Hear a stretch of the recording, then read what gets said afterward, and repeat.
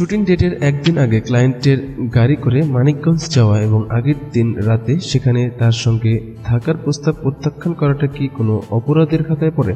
এটা কি অপেশাদারিত্ব? Well wisher, please share your view. জনপ্রিয় মডেল অভিনেত্রী সারিকার স্ট্যাটাস এটি।